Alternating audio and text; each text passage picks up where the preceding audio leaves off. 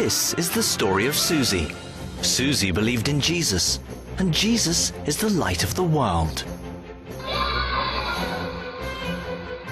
Before each meal, Susie would thank Jesus for the food someone else planted, cultivated, bred, harvested, slaughtered, canned, prepared, cooked, and presented. No food would be eaten until it was properly blessed.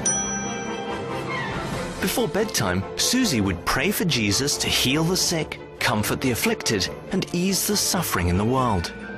Of course, when Susie awoke, the world's problems were still there. But somehow, it was all part of God's divine plan.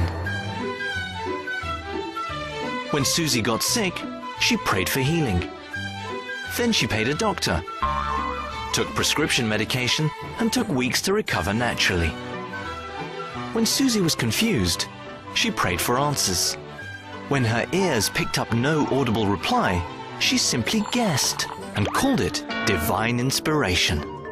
When Susie's mother was in a car accident, Susie thanked God that Mum was only horribly injured and not killed immediately.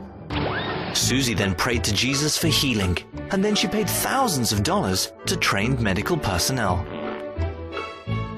When Susie's mother died due to complications, Susie buried her at considerable expense amidst the grieving of loved ones. And Susie gave thanks that Mum was with the angels. Susie went to church, thanking Jesus for being so good. When the pastor was suddenly gunned down by a crazed madman during a sermon about divine protection, Susie was horrified, so she prayed a prayer of thanks. The pastor was in a better place. She also prayed for the widow and children, that they would see that it's all part of God's special plan for their lives. When hurricanes came, Susie prayed and thanked Jesus that only a few thousand were homeless and only a few $1 billion in damage was done. When Susie heard about millions worldwide afflicted with all manner of diseases, she prayed and asked Jesus that a vaccine might be found in somebody's laboratory. After all, it made sense that doctors should do the actual healing. God was busy making the world wonderful. When millions died from starvation and genocide, Susie wore a special button that showed how much she cared. Susie prayed fervently that Jesus would feed the hungry, comfort the sick, and uplift the downtrodden. Then she went home and watched American Idol.